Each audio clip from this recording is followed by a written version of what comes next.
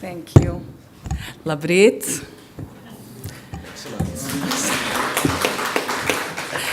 Es atvainojos, es nerunāju latviski. So I will continue in English. I'll try to speak slowly, but feel free to interrupt me at any time. That way we can make this more dynamic and hopefully more fun for everyone. I'd like to express my gratitude to the WIPO, to the Latvian office, everyone who made this seminar possible, and of course to the winner of the Medal of Inventors. Congratulations. We have a fabulous topic today. Is this my clicker? Fantastic. Sport, as we know it, is a driving force not only for growth, for development, for peace, for social cohesion, but it's also an industry.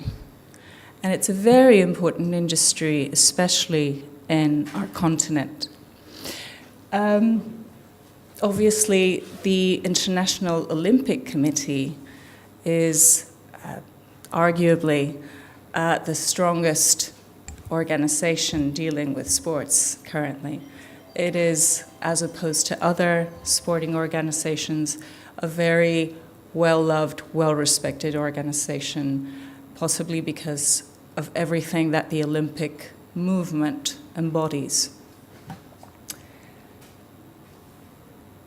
The Olympic Charter is the codification of the rules, the fundamental principles, the bylaws that relate to this Olympic movement. And there are a number of properties, because even although they're intangible, they are properties at the end of the day. And these properties include, of course, the Olympic rings, the flag, the motto, the anthem, the mascots, you name it. And as time goes on, we see new forms of these Olympic properties coming to life and taking shape. So all of these properties are exclusively owned by the International Olympic Committee. Of course, perhaps the Olympic symbol, or the best known Olympic symbol, are the Olympic rings, which has a whopping 93% recognition rate among the public. So even if you're not interested in sport at all, even if you're not a big sports fan, chances are you will immediately recognize the Olympic rings. What is the deal with actually protecting? Why do these symbols deserve this protection? Well, these symbols embody, they could be defined as visual ambassadors of the Olympic trademark, so to speak. So what they do is, apart from embodying these principles that are specific to the Olympic movement, they have a huge economic value. And that economic value is where the IOC obtains its revenue to stage this huge event. Not only do these properties refer exclusively to what we've already mentioned, mascots, flags, rings, anthems, etc. They also include the rights to photograph or record audio-visual footage of the event. And as we will see, and as we've already seen in the previous presentation, broadcasting is becoming increasingly important as a huge source of revenue. But who owns and controls these IP rights and why? How are they exploited? There are permanent properties, which are those that remain the same event after event. We know that the Olympic flag, the rings, etc., are always the same. And then there are event-specific symbols that change depending on where the event is located. So naturally, yes, we have a question? Yes, regarding this. Who actually owns those symbols? Olympic Committee or national organizing? Sometimes both. So the ultimate, depending on the symbols in question. So we'll talk about that a bit later on. But the main idea or the main takeaway is that it's the IOC, and any other rights are normally either licensed or granted by the IOC. Okay, because then we have in the structure, we have national, we have the federations, we have the organizing committees, we have the national committees. So it's a bit complex, but the ultimate owner, so to speak, the parent company in let's say commercial terms or corporate terms, would be the IOC. Okay? So the question of these non-permanent or the specific signs is that from a trademark perspective, as we will see later on, this poses a number of problems because you don't always have the same trademark. Coca-Cola is always the same trademark. I was going to say Kodak, but that says a lot about my age, not Kodak. Apple. Apple is always the same trademark. But what happens when your trademark changes every 4 years? So that poses a number of interesting problems that we will see further on this presentation.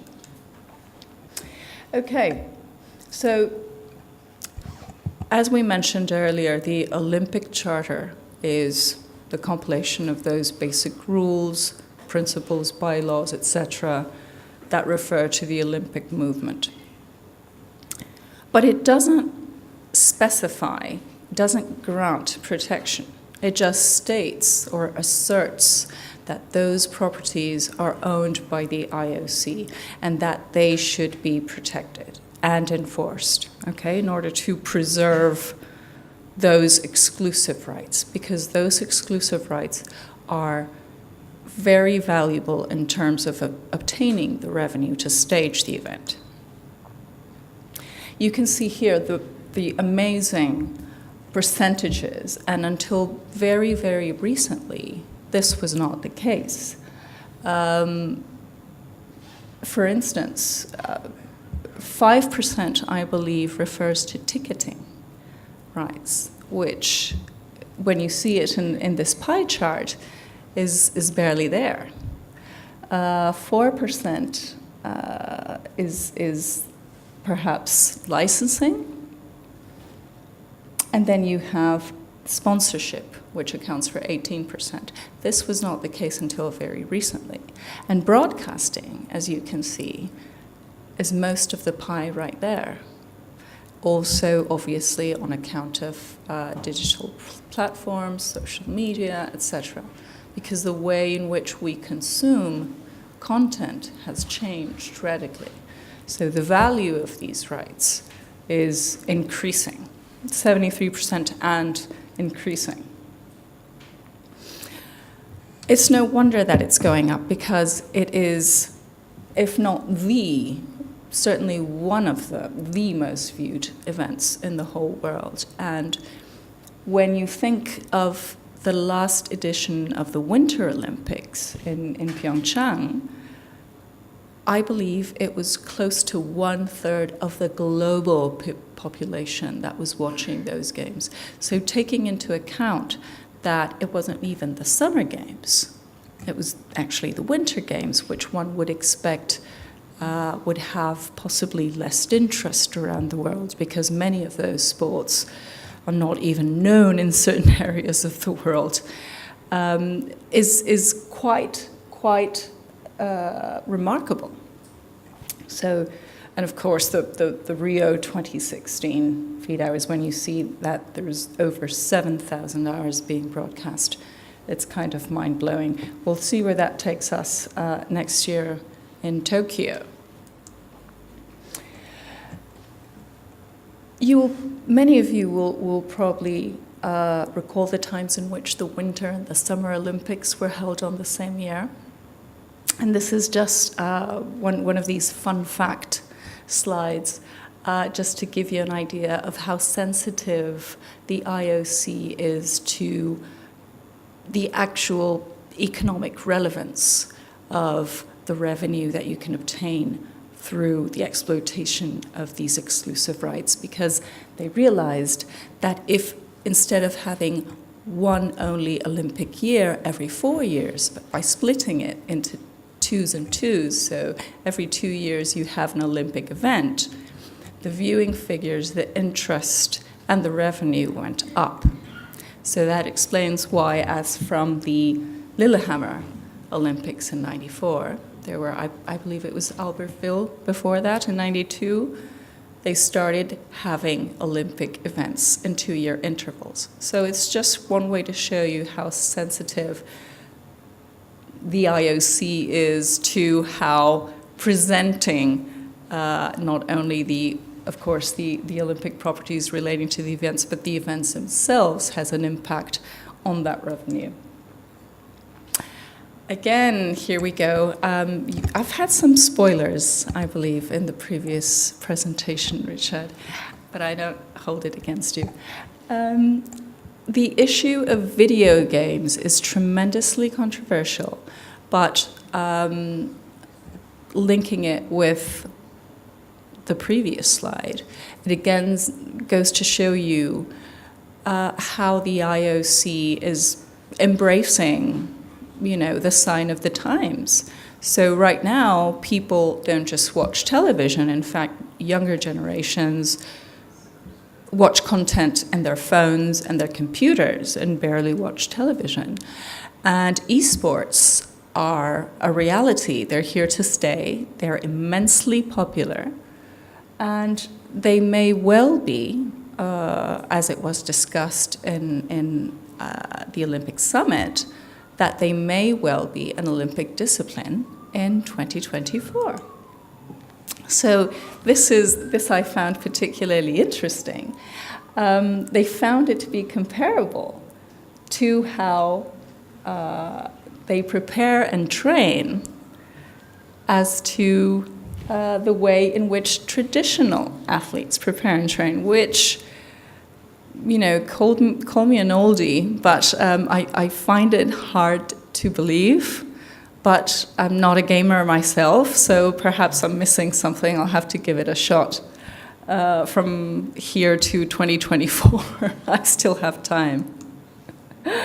So this, incredibly enough, this is not an actual picture.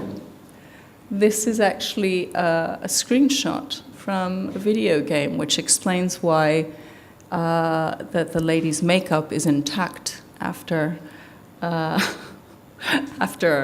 exercising. This was already put to the test in the last Winter Olympics with let me just go back for you, with the steep road to the Olympics game, and also with the Intel Extreme Masters in Pyeongchang. So it was certainly, in my view, very bright and very intelligent to test the waters to see if this is actually a thing, not just a passing fad.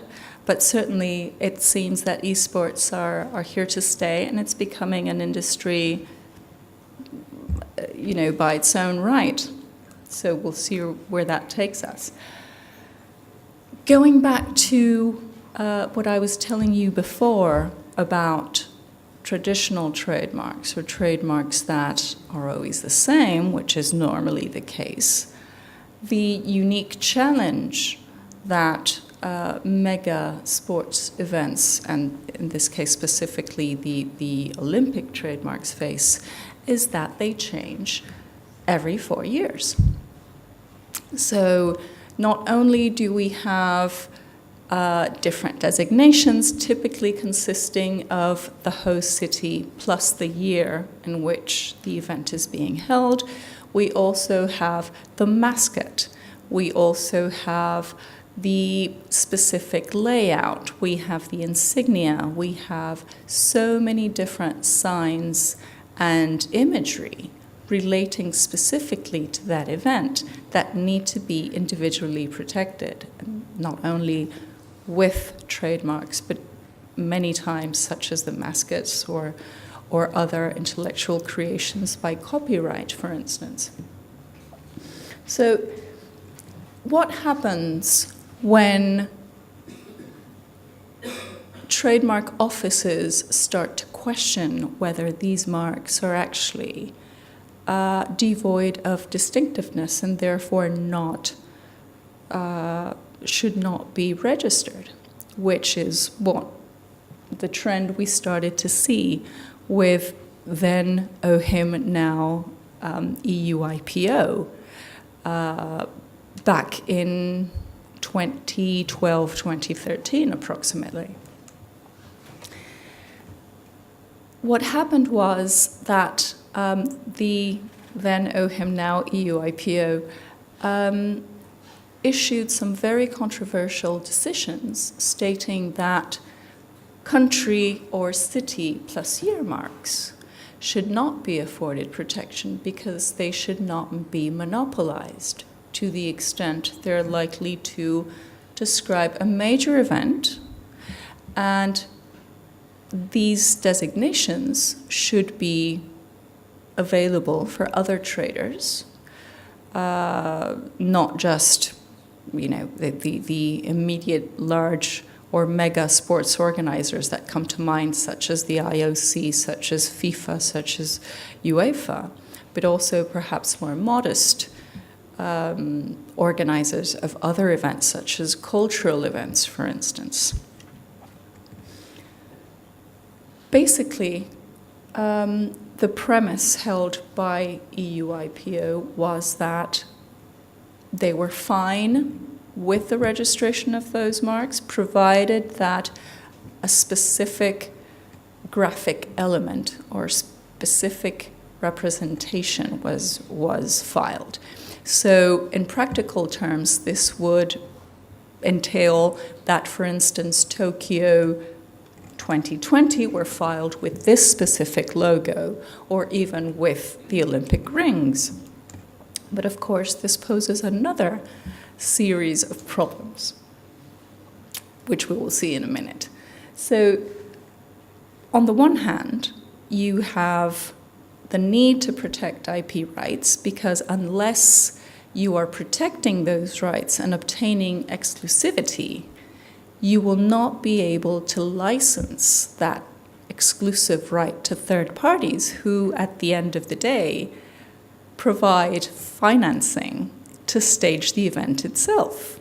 Because, as you all know, the event the income to finance that event is obtained with private partners. So unless you have something that is providing that revenue by event. So on the one hand, you have this need to protect the IP rights. On the other hand, you have the German doctrine that the EU IPO applied, or began to apply in 2013, which is the Freihaltebedürfnis, which basically states that these signs or certain signs should be kept publicly available. Okay?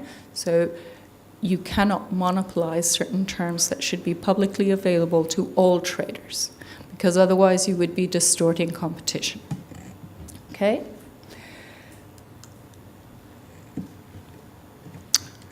What started then was a very frantic situation in which right holders who had been protecting their country plus year or city plus year marks for years, even for decades, start to panic because they see that those exclusive rights that they need to license to third parties, the exclusivity they need to guarantee to third party, may very well evaporate.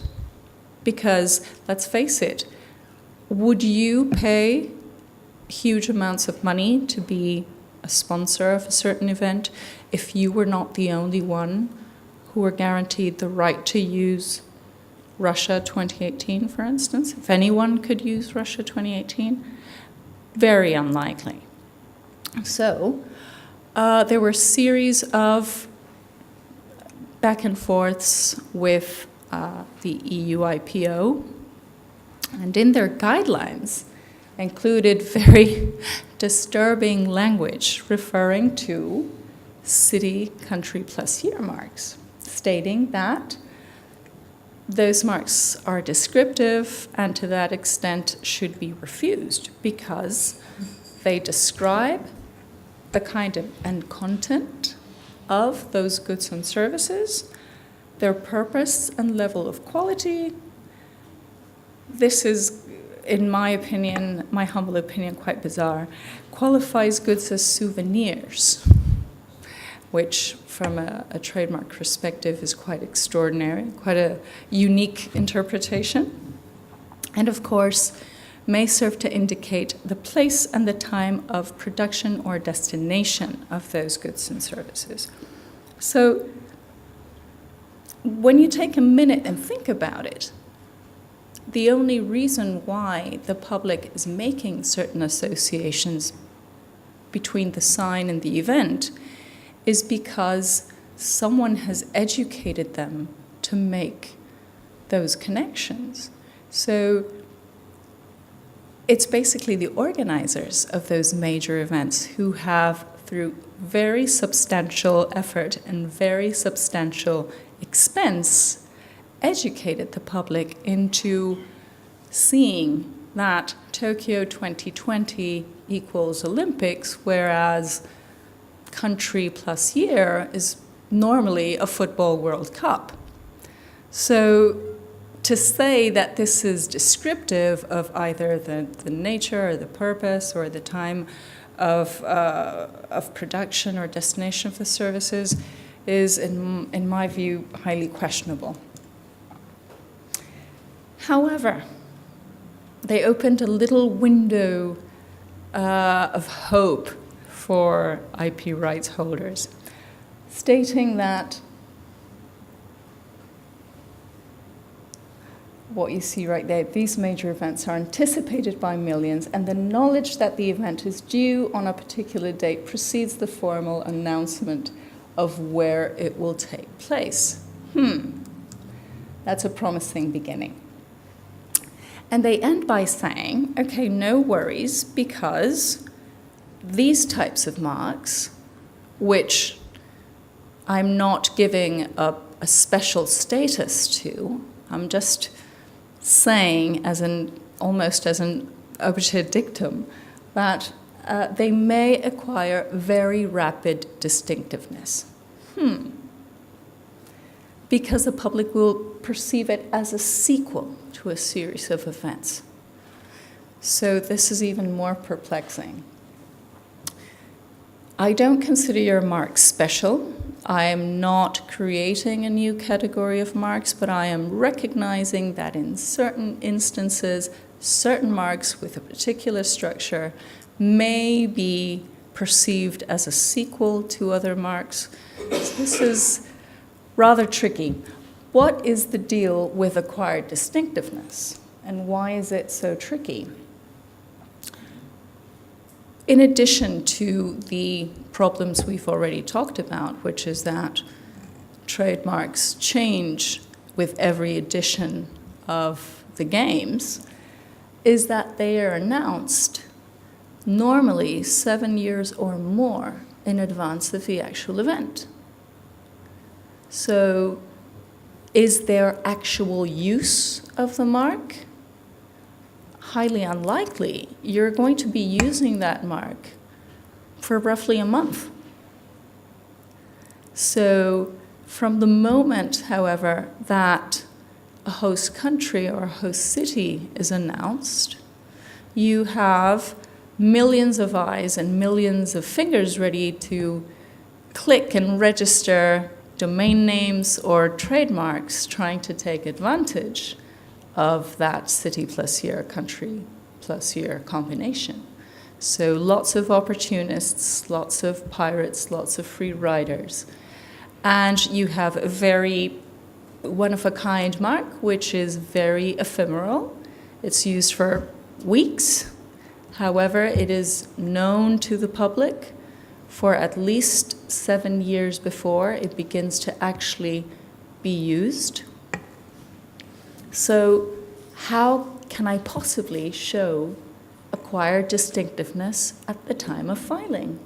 I need to file years in advance of when the event will actually take place. So it's a very slippery slope right there. Any idea when the 2028 Games in Los Angeles was announced? We've said in the previous slide that it's normally in the range of 7 years. But can anyone guess how many years in advance this was announced? The bid day restarts 2 years at least prior to the official celebration.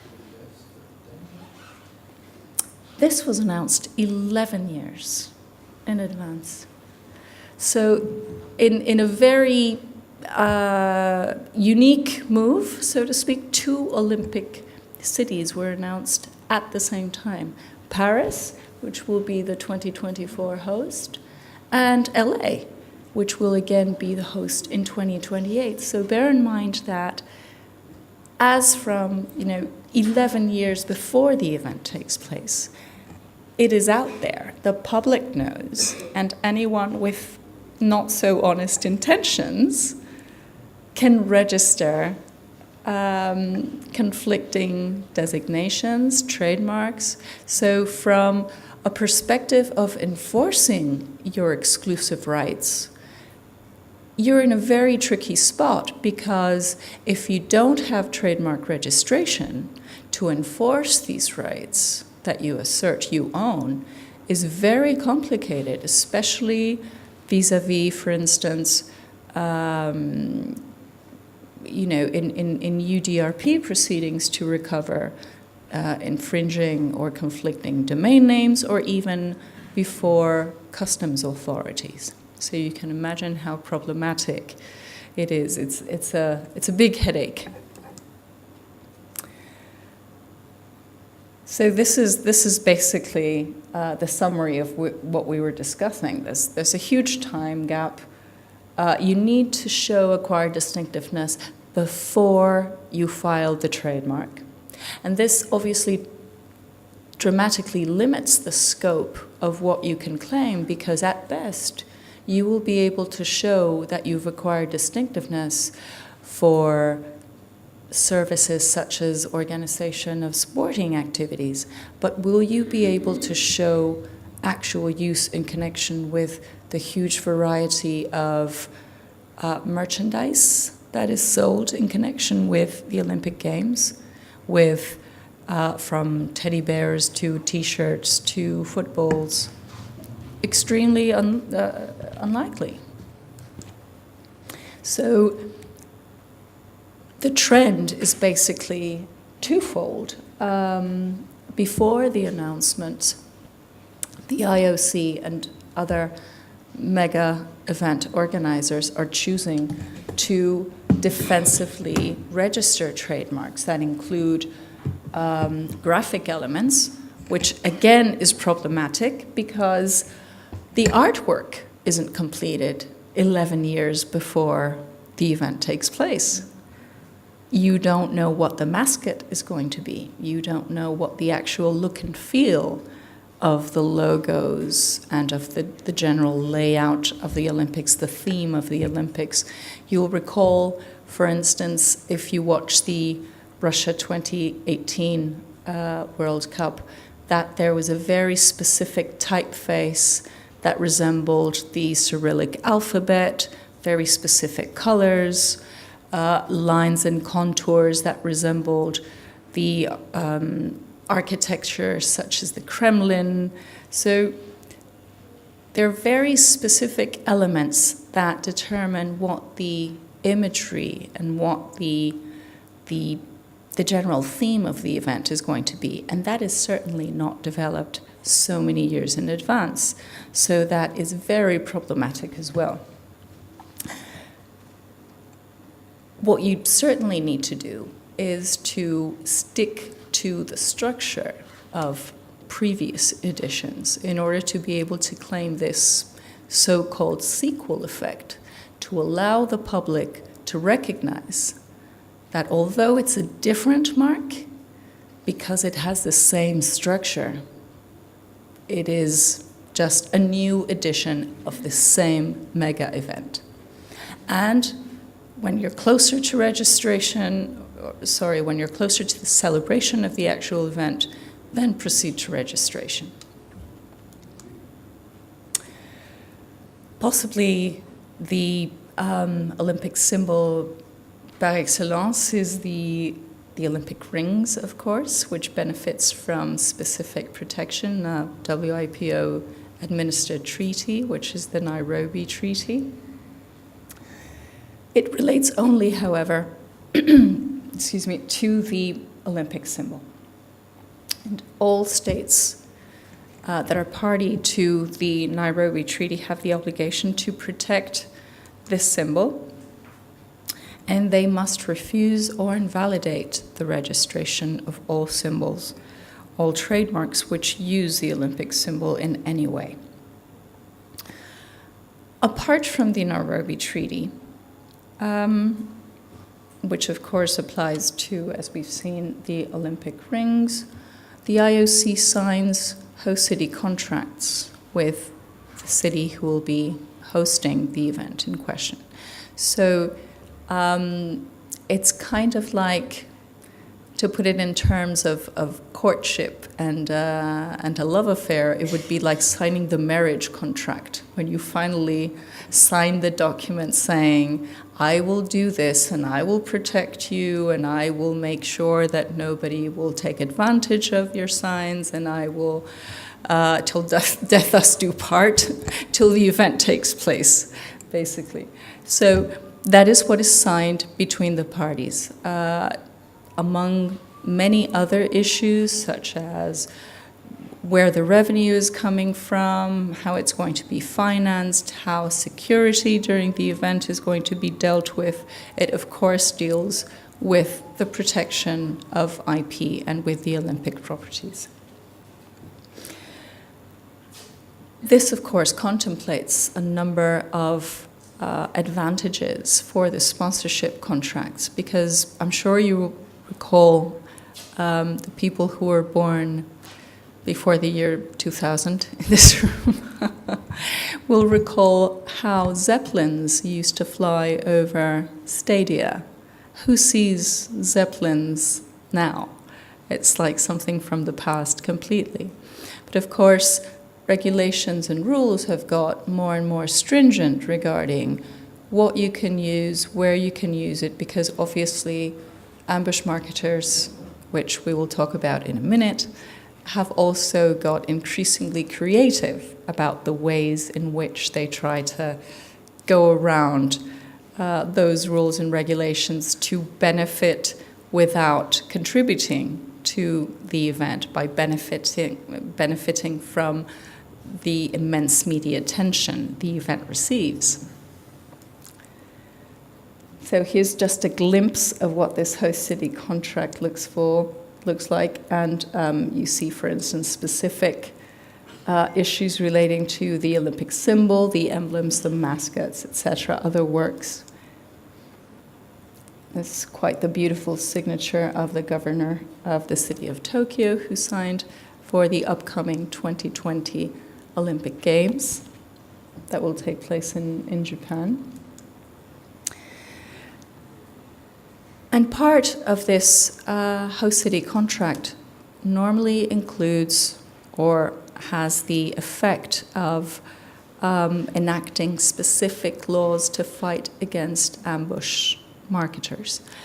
There are a number of examples of specific or ad hoc laws that deal with this issue. So in Brazil, for instance, we have the Olympic Act and what was known to be the Pelé Bill, named after the world-famous football player, which provides for special protection of all the signs, the indicia, the imagery, all the symbols that can be associated with or evoke the event. Okay, so I recall if I remember correctly, also the IP Institute, or the equivalent of the Patent and Trademark Office of Brazil, also had specific rules regarding to any trademarks that could somehow evoke the event that was going to take place in Brazil as a consequence of the Football World Cup. The IOC also enacts specific regulations, and these are becoming increasingly user-friendly, so to speak, because, let's face it, even if you're a lawyer, reading certain acts and laws is very hard work. So what most major event organizers and, of course, the IOC have embraced is to produce very user-friendly, very graphic, very example-filled documents that can be accessed online through their web pages to show actual examples of do's and don'ts. So you can use it this way, you can't use it the other way. Using Olympic rings is a no-no. However, you can maybe use the name of the country or the name of the event when you are, for instance, a news reporter, and of course you need to use the name of the event to be able to inform appropriately about the event. This is just an example to give you a glimpse of what these guidelines look like. So you see all the different aspects of the medals, the Olympic flame and the torch, the mascots, the specific logo, the Olympic symbol and the Paralympic symbol. Okay? And here is where it gets interesting. Or at least most entertaining, perhaps the most entertaining part of this presentation, is the part relating to ambush marketing, which, as you can see in these guidelines, is defined as acts that either are voluntary or involuntary. And they're aimed at presenting oneself as being associated to the event in order to benefit. Hello? I'm busy, sorry. Say I can't take the call. It's Nike. No, just kidding. In order to present oneself as a sponsor or as an organizer or somehow related to the event without any economic contribution. So this is one thing I must say about ambush marketers is that they're very imaginative and they surprise us every single day. When you think you have everything covered, every possible scenario, every possible use,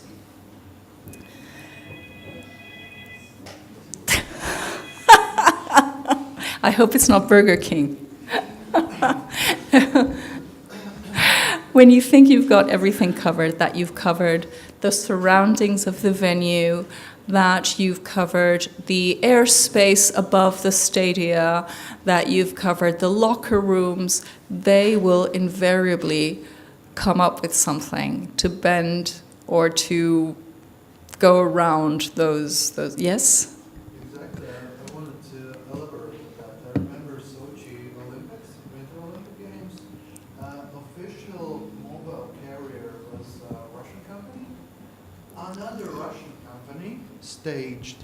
another Russian company staged the event that there are fans attending the event wearing the another company's branded outer layer with balloons saying that, yeah, we're together, and they were seated in the very nice spot. Basically, they were always, when someone tried to capture the finish line, they are there. And it is like Exactly. marketing stunt. It's a lawyer's nightmare, and it's because it's your client's nightmare, of course. So I don't know. Again, this I'm going back in the day.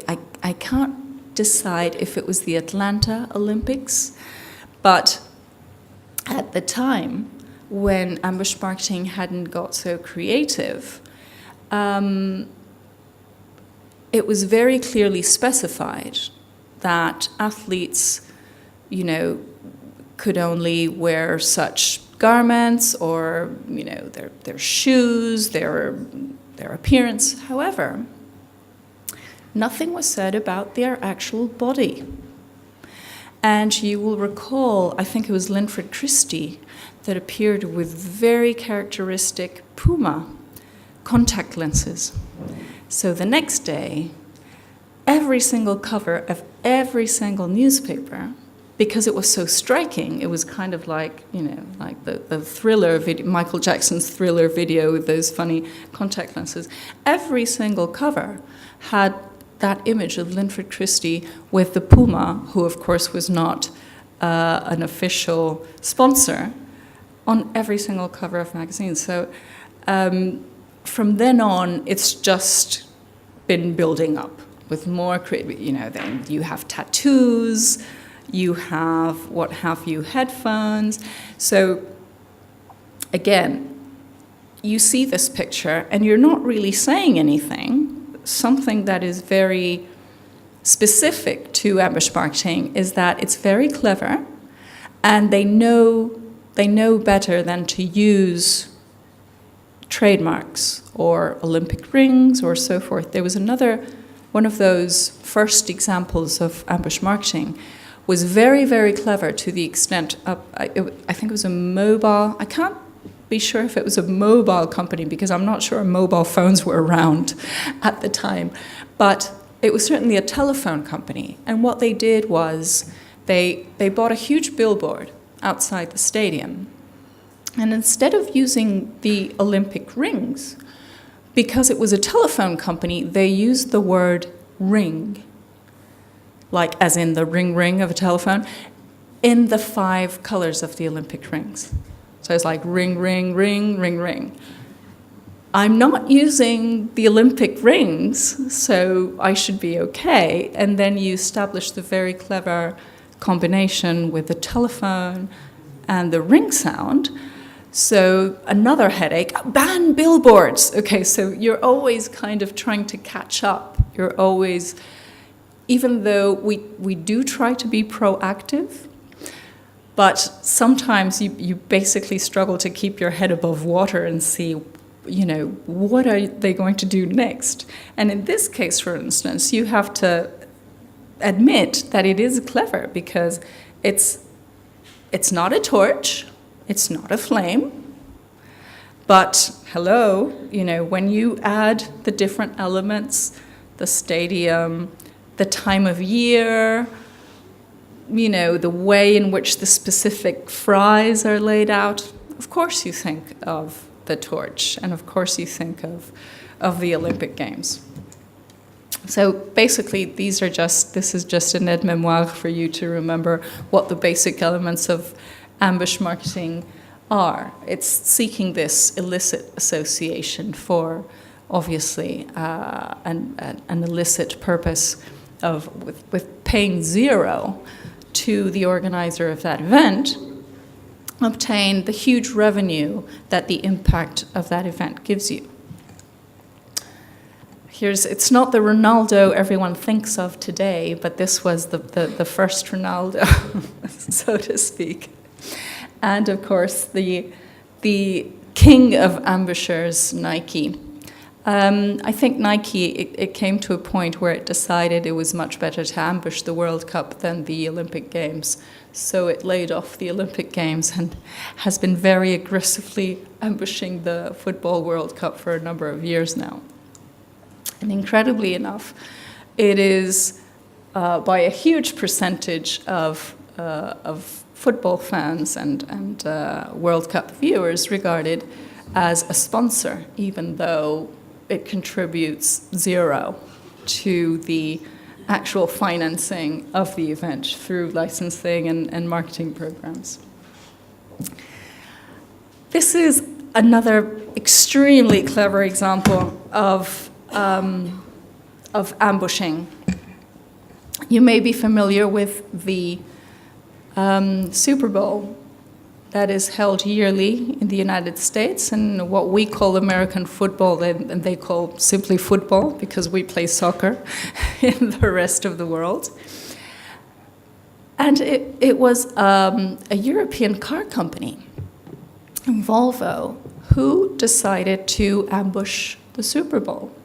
And how did they do it? Well, they were extremely clever. And what they did was to organize a competition through Twitter. And while other car brands were spending fortunes, millions of dollars, to broadcast their ads during the Super Bowl, what Volvo did was to ask Twitter users to tweet who they would give a Volvo to as a present, as the prize of that contest, and why every time that someone else's car was being advertised. So, incredibly enough, I see it is Cannes Lions as a creative marketing campaign example, right? Excuse me? The upper logo, this is the Cannes Lions symbol, right? In the corner. Yes. So it is advertised as well as a creative marketing campaign and praised among industry, right? I'm not sure I understand. Like, we face here the question that one company is ambushing, as you said, Yes. marketing activities. But on other side, there is an industry that is cheering that, hey, they did it, they outsmarted you. How do you deal with this? Oh yeah, they're rebels. They're better than anyone. It's the eternal discourse of it, and I think this is also applicable to, for instance, how piracy is regarded in many instances. That you see, for instance, oh, poor guy, he's not doing anyone any harm. He's just making a living, by selling these products. What people don't see is what lies behind all that. And I think it's very irresponsible, and it's even infantile to believe, to just stay on the surface and cheer for the bad guys. I do admit, as I've said earlier, that it is incredibly creative. However, what you're doing is you are essentially undermining the very existence of a major sporting event, because without financing, there is no major sporting event. So,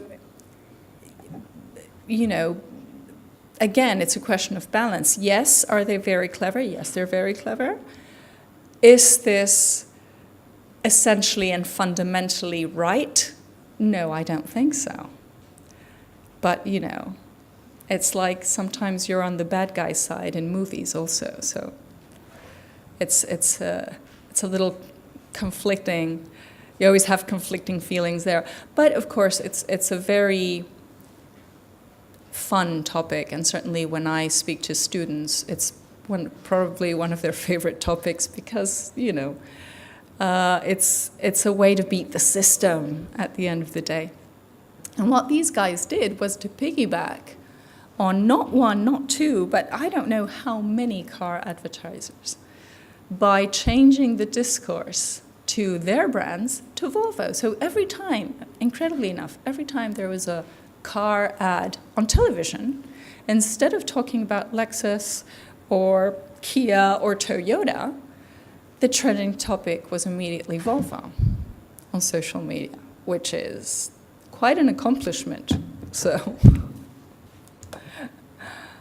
you have some examples like, well, for instance, showing your underwear, like Nicholas Bentner, or choosing to, of course, not use anything, not use any word or any sign or any symbol to evoke the event, but doing it anyway, like saying you're the official food of not going to international football tournaments.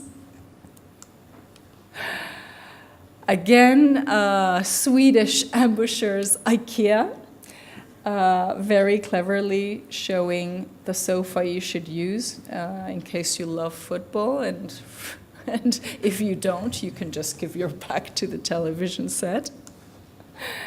Or ban your friend who's from the other team. Beats by Dre has recently entered the ambushing arena big time because, of course, this is one of the things that lawyers didn't think about is, what they could actually be wearing on their head, not just headgear, but also electronics.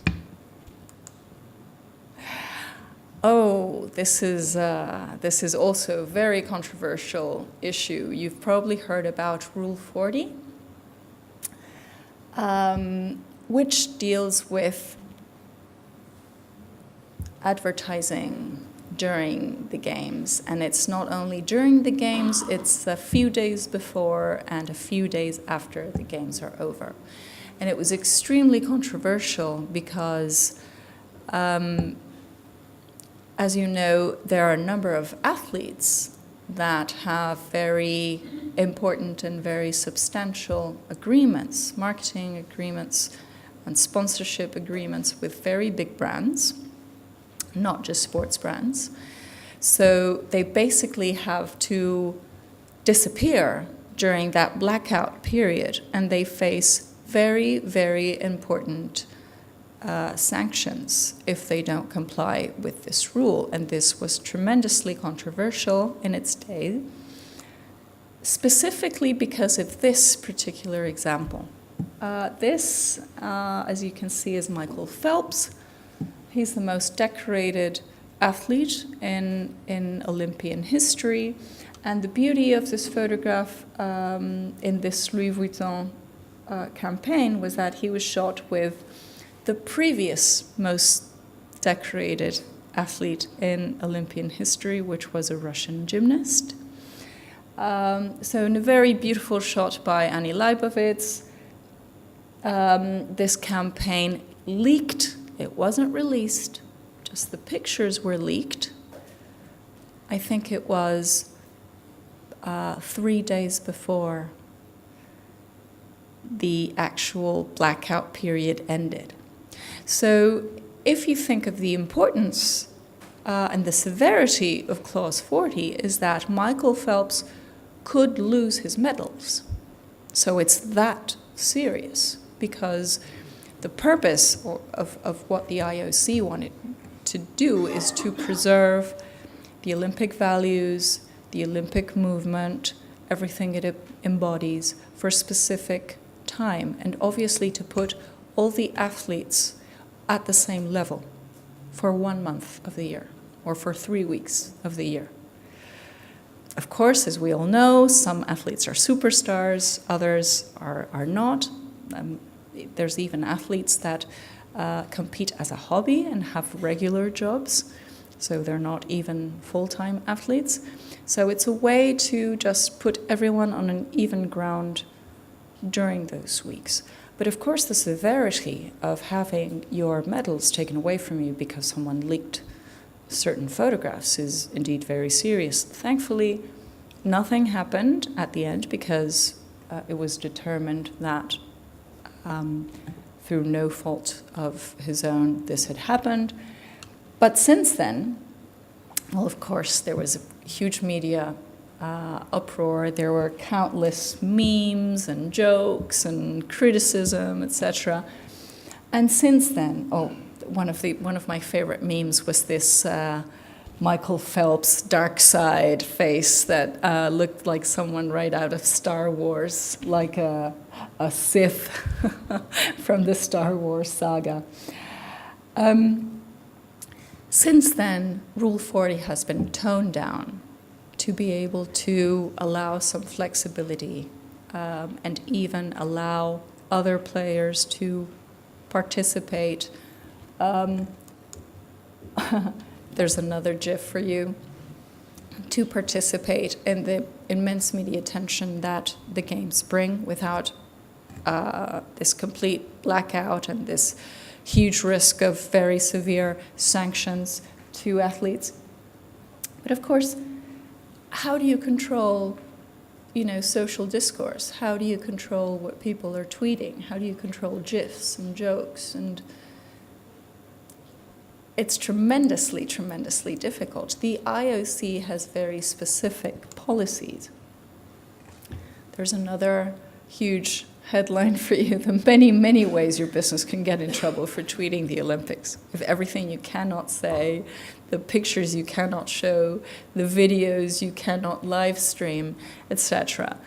And again, it's all for a good purpose, but of course it's always a question of keeping the balance, because you cannot go against free speech, you cannot go around creativity, you cannot go around athletes tweeting their own personal experience or showing videos with their fans, etc.